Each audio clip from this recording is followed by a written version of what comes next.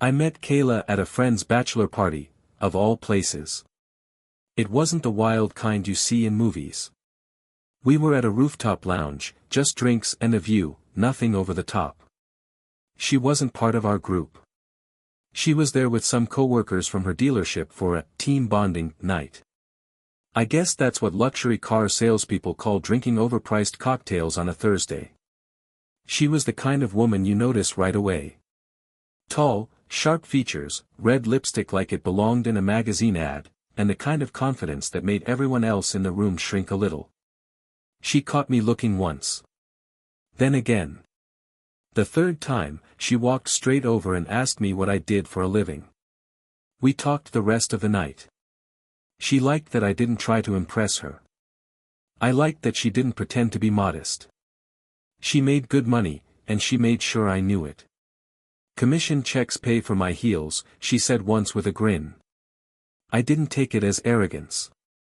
At the time, I thought it was refreshing. She knew who she was, and she wasn't waiting for permission to be loud about it. We started dating the next week. She took me to one of those drive events her dealership ran, where they let high-net-worth people test $100,000 cars they'd never buy. I remember standing there while she explained features of a convertible that cost more than my college education, watching her charm everyone in a 10-foot radius. She was magnetic. We got married a year and a half later. Nothing too big. She didn't want a church or a gown that needed a team of people to carry it. Just a city hall ceremony, a rooftop dinner afterward, and a bottle of champagne someone spilled before the first toast. That was us. We didn't have kids. Not yet.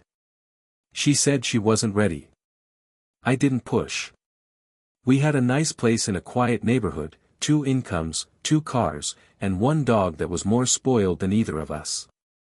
I work in architecture, project planning mostly. Long days at a desk, lots of time walking job sites or stuck in zoning meetings. She worked long hours too, but in a different way. Her phone was always going off. Clients, managers, texts from people trying to book viewings or schedule deliveries. She loved it, though. Said it kept her sharp. She thrived in that hustle. I never had a reason to doubt her. She liked to say we balanced each other. I was structure, she was motion. I liked having a routine. She liked breaking it. And somehow, it worked. Our day-to-day life settled into a rhythm pretty fast after the wedding. We both worked long hours, but in different ways. I had my job, mostly Monday through Friday unless something slipped past deadline. Kayla's schedule was always fluid. Some days she'd be home by 6, others she'd text me at 9 saying she had to stay for a last-minute handoff or paperwork for an after-hours pickup. That kind of thing came with her job, so I never questioned it. We kept things simple. I handled most of the cooking. She handled anything to do with cars, maintenance, oil changes, registrations. It just made sense. She was already plugged into that world, and half her clients ran their own auto detailing companies or repair shops. She liked having those connections. The house we lived in was a 2-story just outside the city. Not massive, but clean and modern. Open layout downstairs, small patio in the back, garage that she kept spotless, almost too spotless. I joked once that she liked the garage better than the kitchen. She didn't even argue. She liked sleek things. Polished surfaces. Everything had to look high-end, even if it wasn't. She was particular about details, too. Had a habit of straightening throw pillows while we were still sitting on the couch. She said it wasn't OCD, just professional standards. Her job gave her access to some of the flashiest stuff on the market. She'd get temporary company cars, drive them for a few weeks, log the mileage, show them off to clients. They rotated them between top sales staff. One month she had a matte black sedan with massage seats, the next it was a red convertible that made people stare at intersections. She never bragged about it, but she loved the attention. We went out most weekends. Sometimes just to dinner, sometimes to parties hosted by her coworkers or clients. The crowd she ran with leaned expensive, stylists, boutique owners, club managers. Everyone seemed to know her. She had a way of making people feel like they were in on something exclusive. It didn't matter if we were at a rooftop bar or standing in line for coffee, someone would always come up to her with a smile and a, "Hey, weren't you the one who sold that limited edition coupe last quarter?" She'd laugh, nod, introduce me, and keep the conversation moving. I didn't mind it. She was good at being social. I didn't need to be the center of attention. We didn't argue much. If we did, it was about small stuff, schedules, time management, whether she was too buried in her phone. She didn't like being questioned, even about harmless things. Said I didn't understand how competitive her work was. That people in that industry were always watching, waiting for someone to slip. I believed her. We had a good setup. Two people with their own lanes, doing their own thing, sharing space without stepping on each other. She never seemed tired. Always had energy, always had plans. I used to wonder where she got it from. One of the perks of Kayla's job was that we didn't have to worry about our car situation. Every few months, she'd rotate into something new from the dealership's premium fleet, always clean, always detailed, always stocked with features we didn't really need but got used to fast. Heated steering wheels, gesture-controlled dashboards, noise-canceling cabins. I started to feel spoiled and I wasn't even the one driving most of the time. She liked being behind the wheel. Said she didn't trust me to baby the tires. I joked that she just liked making dramatic exits from parking lots. She never denied it. We had friends over once in a while, mostly her coworkers or people from her side of things. Couples who looked like they were always dressed for some soft launch event. Lots of designer brands I couldn't pronounce, drinks with herbs in them, people who talked about investments like hobbies. It wasn't really my scene, but I got used to it. I usually ended up on the grill, beer in hand, listening more than talking. Our finances were solid.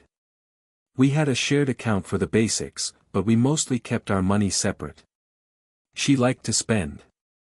Nothing reckless, just regular online orders, shoes, skincare, gym clothes, boutique stuff I didn't even know existed. Packages came every few days. I'd bring them in, she'd open them like she forgot what she ordered, try things on, and half the time they'd disappear into her closet without a second mention. She said it was part of her image. That clients expected a certain presentation. I didn't argue. She looked good. She put effort into it. If I ever said anything about the cost, she'd just brush it off. I sell a $200,000 car and make more in a day than you do in a week. Let me buy the dress. I didn't love that kind of talk, but I didn't take it personally. It was her way of being proud of herself. She liked being sharp. Polished. Always one step ahead. We went on short trips when we could, nothing big, just weekend getaways. She liked spa hotels, rooftop pools, room service with overpriced pancakes.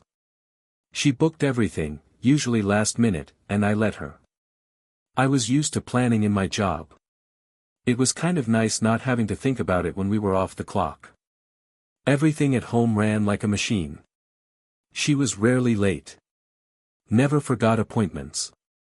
Never left dishes in the sink. Even the way she organized her closet looked like something out of a catalog. I'd always joked that if she ever left car sales, she could run a luxury concierge service. She liked being in control.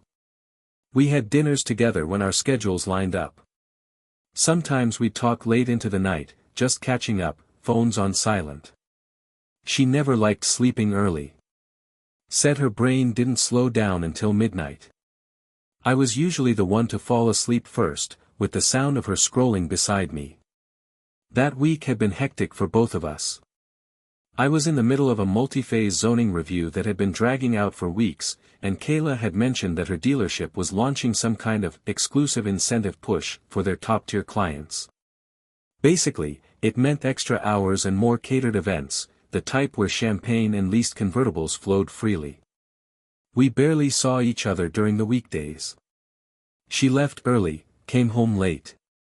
I usually had dinner ready when she walked in, and we'd eat, watch something short, and head to bed. It wasn't tense. Just busy. We'd had stretches like that before. One night, though, she came home later than usual. It was around 10:15, and I was finishing up dishes in the kitchen. She walked in, kicked off her heels like she'd been on them all day, and dropped her purse on the table with a sigh. "Long one," she said. Client wouldn't stop asking questions. Sat in the car for an hour like he was buying a house, not a coupe. I chuckled. Hope he bought it. She rolled her eyes. He will. Guys like that always do. They just like to feel like they're in charge of the room first. She opened the fridge, took out the wine, and poured herself a glass without asking if I wanted one. I mentioned that I'd made pasta, but she waved it off. Said she ate at the office. It was nothing major, but the way she said it felt rushed, like she was cutting off the conversation before I asked too much.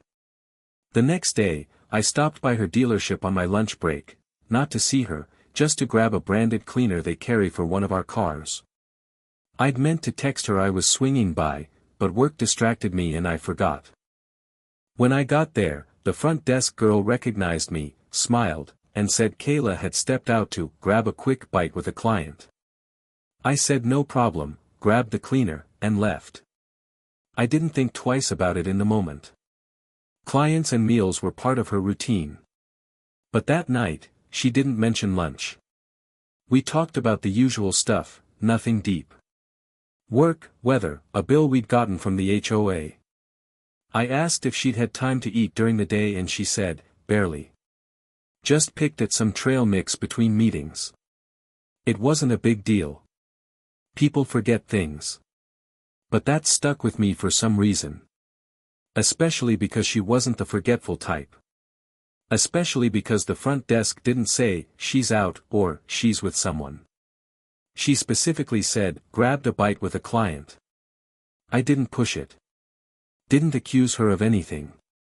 But it was the first time in a long while where something didn't line up cleanly. And the thing is, despite her talk, I actually make more money than she does. She brought in good commission checks, sure, but my base salary's higher, and I've been in my firm long enough that bonuses hit strong.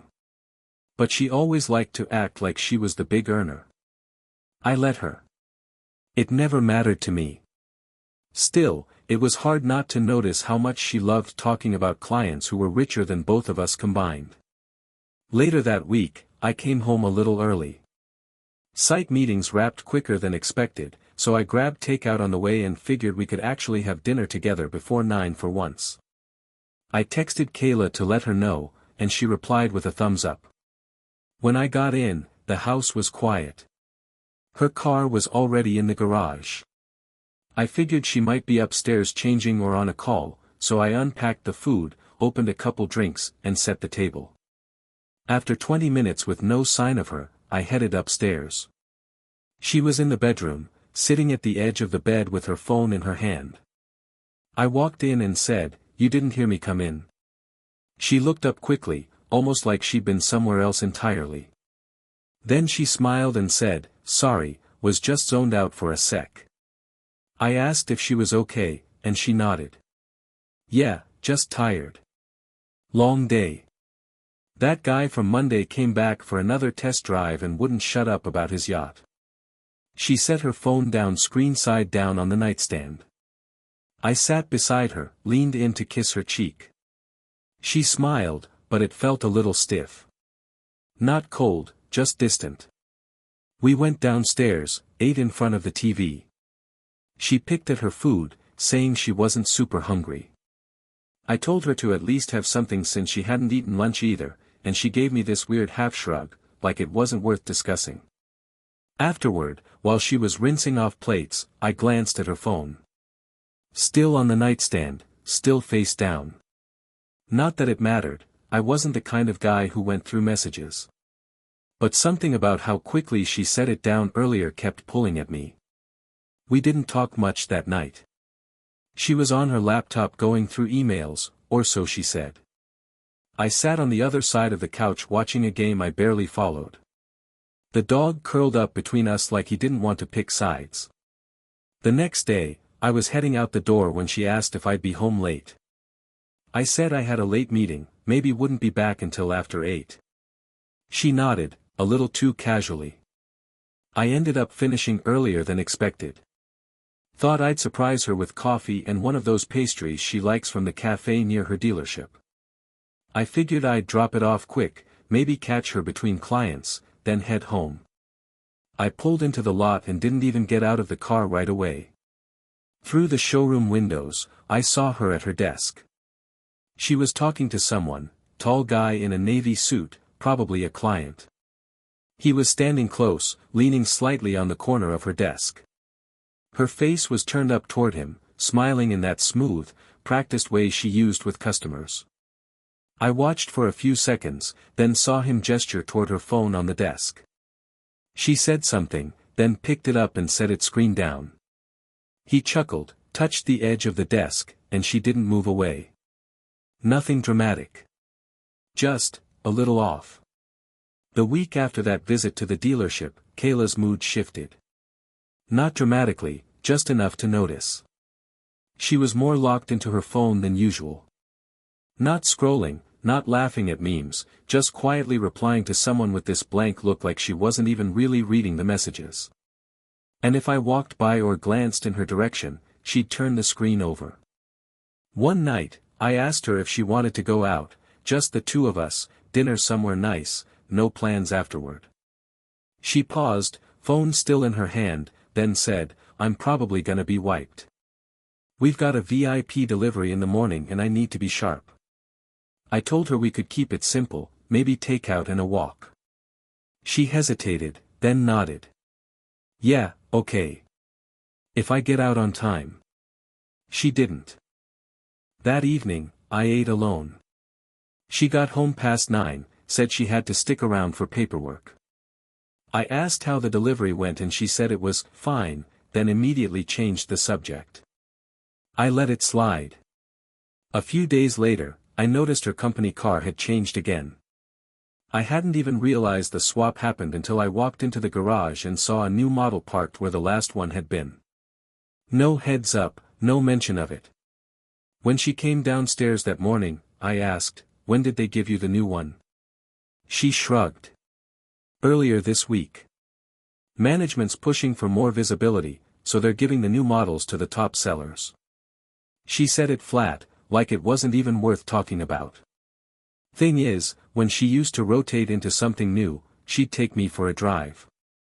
Show off the features, go on about the engine or the stitching in the seats. This time, nothing. Just a new car sitting there like it had been parked forever. I didn't say anything else. Just nodded. That Saturday, she had a full day of showroom duty.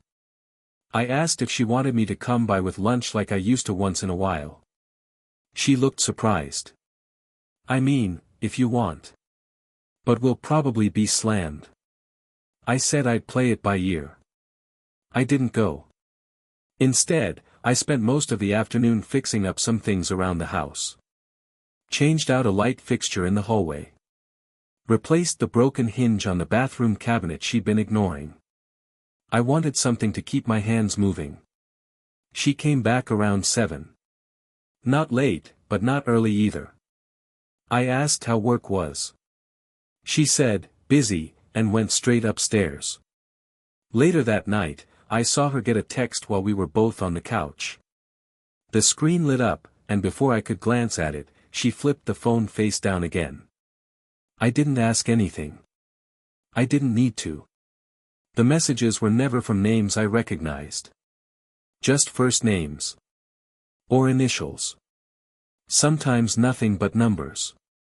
She used to tell me who was texting her. Coworkers, clients, even her manager. But now she said nothing. And I stopped asking. Kayla's schedule stayed unpredictable.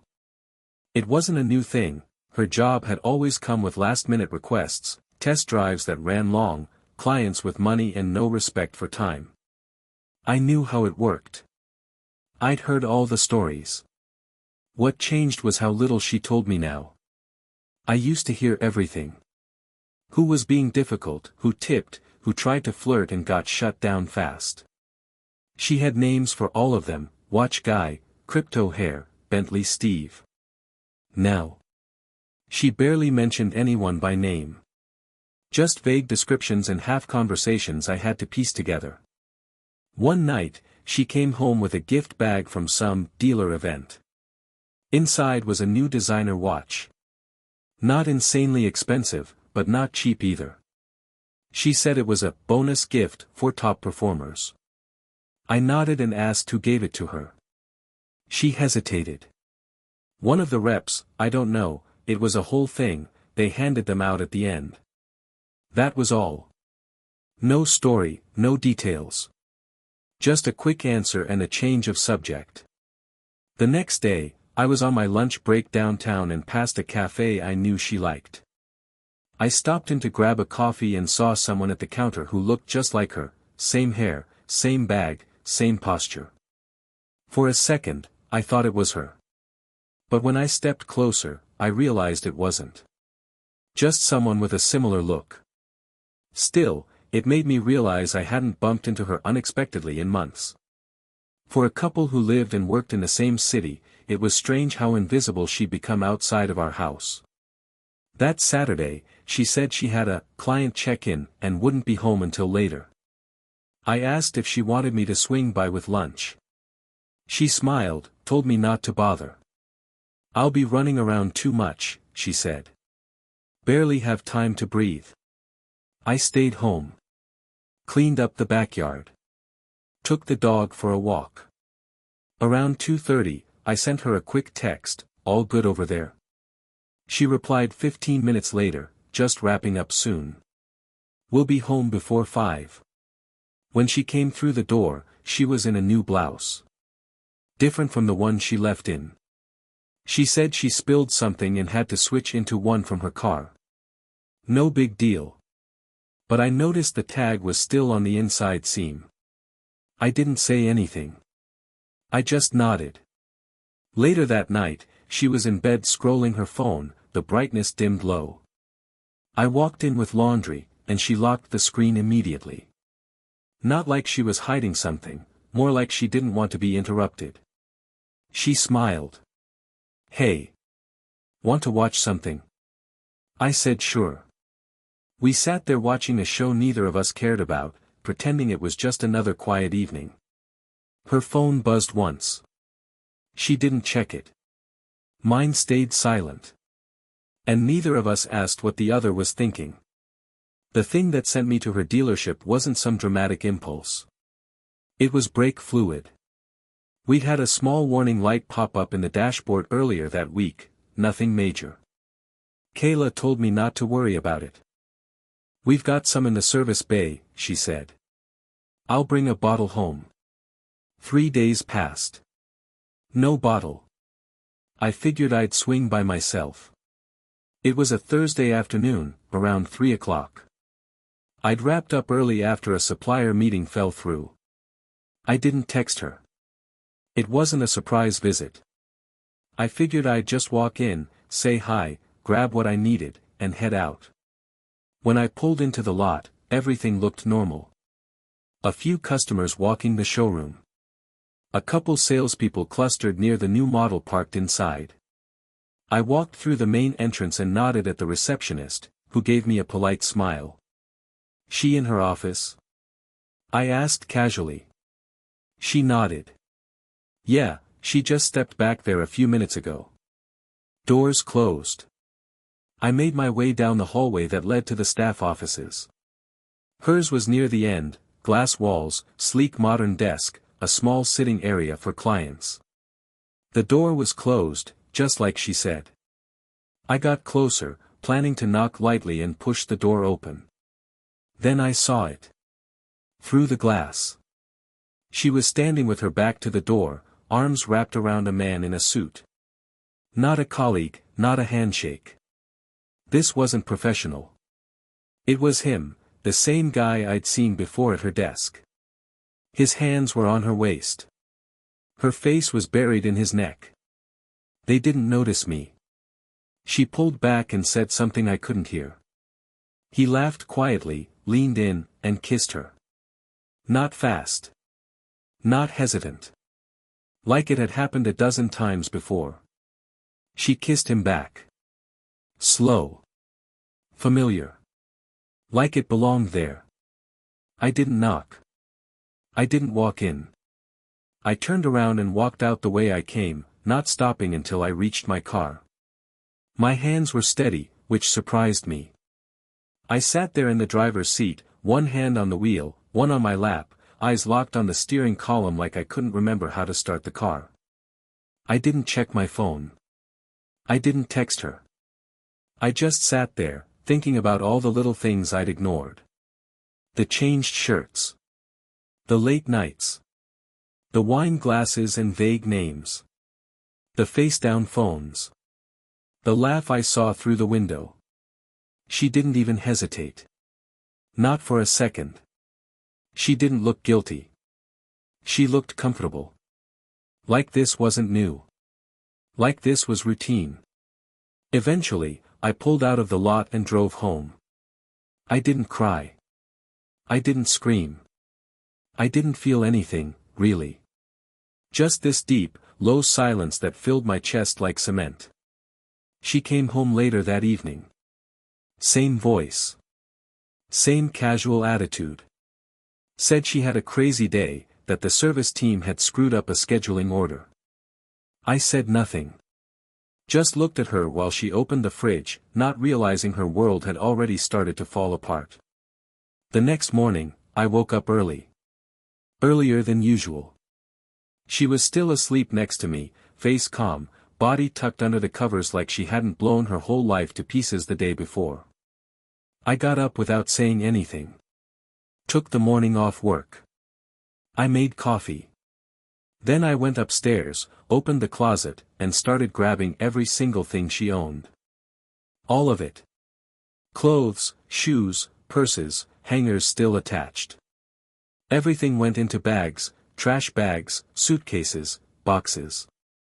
I didn't fold. I didn't organize. I didn't care. I dragged them down the stairs, out the front door, and dumped them all across the yard. Neighbors stared. I didn't care. When she finally woke up and came down the stairs, she stepped outside and stopped cold. "What the hell are you doing?" I didn't answer. I opened the front door wide, walked over to the pile, and tossed out her laptop bag, her spare heels, the sweater she always left on the back of the chair. She stepped toward me, shocked. "Are you serious right now?" I looked her straight in the face. "I know." That was all I said. Her mouth opened. Closed. Then opened again. "Know what?" I pointed toward the driveway. "Your client. His hands. Your kiss." She froze. Then it started. "Wait, you don't understand." I turned my back and walked inside. She followed me to the door, but before she could step through, I slammed it shut. Right in her face. I locked it. Deadbolt. Chain. Then I walked to the kitchen and sat down. My hands didn't shake. She started yelling. Then crying. Then begging. I let her talk to the wood for 10 minutes before she gave up. While she was standing out there, I grabbed my phone and started calling. Her dealership's regional manager. Knew me by name. We'd met at a holiday event once. I told him everything. Not emotionally. Not dramatically. Just what I saw, where I saw it, and who was involved. I gave names. I mentioned she used her office for something very far outside professional conduct. I mentioned company reputation. Clients. Legal risks. He listened. Asked a few questions. By the time we hung up, I knew it was over for her. That evening, I got confirmation, she'd been suspended pending termination. The next day, her company car was picked up from the curb. She sent messages. Dozens. Voicemails. Emails. Even tried using her sister's phone. I didn't answer. I blocked every number. 2 days later, I got a message from an unknown account on social media. It was him, the guy. The client. It was short, she didn't tell me she was married. I'm out. Sorry you had to see that. I didn't reply. I didn't need to. He dumped her. She lost her job. She lost the car. She had nowhere to stay. No fallback. No image to lean on. She was left standing in the yard with her designer shoes sinking into wet grass, watching her entire life get shut out in real time. She thought she had control. She thought she could cheat, lie, and keep the car. She forgot who held the keys. It's strange how fast someone can disappear from your life when you stop opening the door. 3 days after I threw her out, she came back. Not to beg, at least not at first. Just to talk. I didn't answer. She stood at the edge of the driveway, arms folded, trying to act calm while she told me through the door that we needed to handle this like adults. I didn't move. She came back again the next day. This time crying. Said she had nowhere to go. That she'd been crashing at a friend's place. That it wasn't what I thought. That it didn't mean anything. Still didn't answer. I heard from her sister after that, voicemail. Said Kayla had made a mistake and deserved a chance to explain. Said I was being cold. Said you don't just throw away a marriage like that. I deleted it before it finished. The dealership moved fast. Official termination. No references. No payout.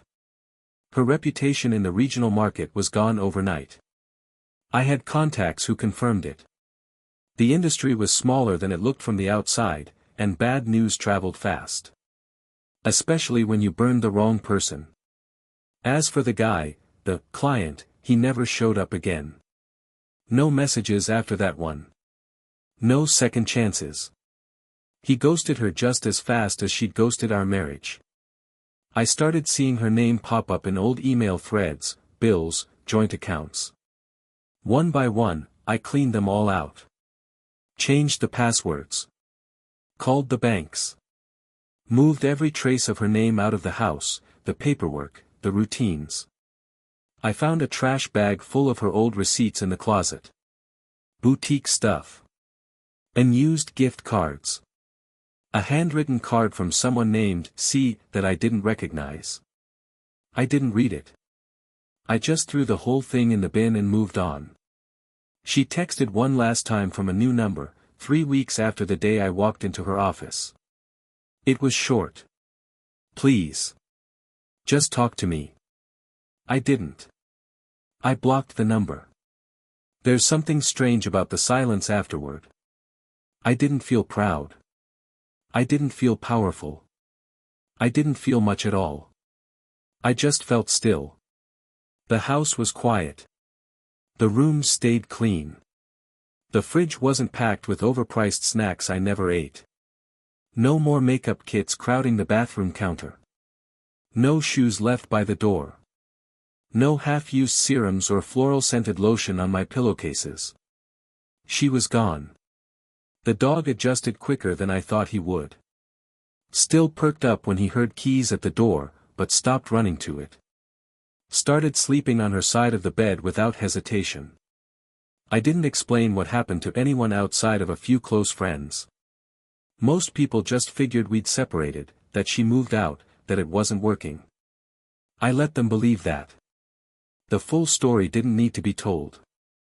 I wasn't interested in being pitied or praised. She broke the house in half. And I just boarded up the other side and kept walking. It's been almost 2 months now. The house is quiet in a good way.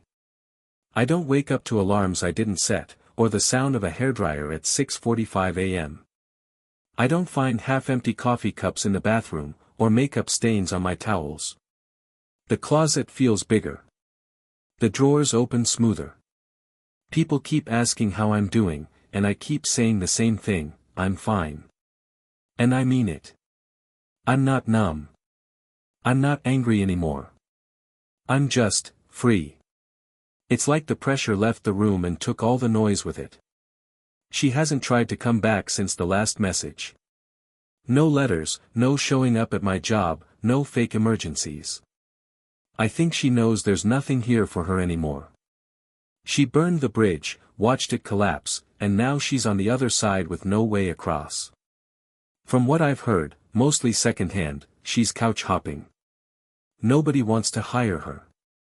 The dealership community around here is tight, and once someone gets flagged for unprofessional conduct, the doors close fast. Nobody wants drama, especially not the kind that gets whispered about in client meetings. The guy she threw everything away for. Gone. Completely out of the picture. He pulled his account, stopped returning her calls, blocked her the same way I did.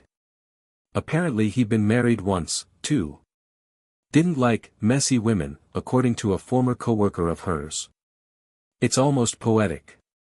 She thought she was trading up. Playing some high-stakes game with rich men and fast cars and champagne test drives. But in the end, she got dropped by the man she risked it all for. And walked away with nothing. The company car. Gone. The job. Gone. The house. Mine. The reputation. Shredded. She took everything stable in her life, everything structured and solid and proven, and swapped it for a man who liked the way she looked in a dealership chair. I didn't just let her go. I made sure there was nothing for her to crawl back to. Now, I get up early on my own terms. I work out in the mornings. I cook what I want. I take long walks with the dog. I don't have to explain where I'm going, or why I'm not hungry, or why I don't care about some overpriced purse on a flash sale. The silence is clean. It's not cold. It's earned. There's no hole. No missing piece. No what if. Just space. And for the first time in years, I'm not managing someone else's chaos. I'm not cleaning up behind lies. I'm not waiting up, wondering why a simple answer takes 3 sentences too long. I've got everything I need, peace, clarity, a good bed, and a locked front door. She thought I was the kind of man who wouldn't do anything. She forgot I was the kind who'd do everything, once I had a reason. And now she knows what it's like to lose everything all at once. Just like I did. For about 30 seconds. Then I walked away and never looked back.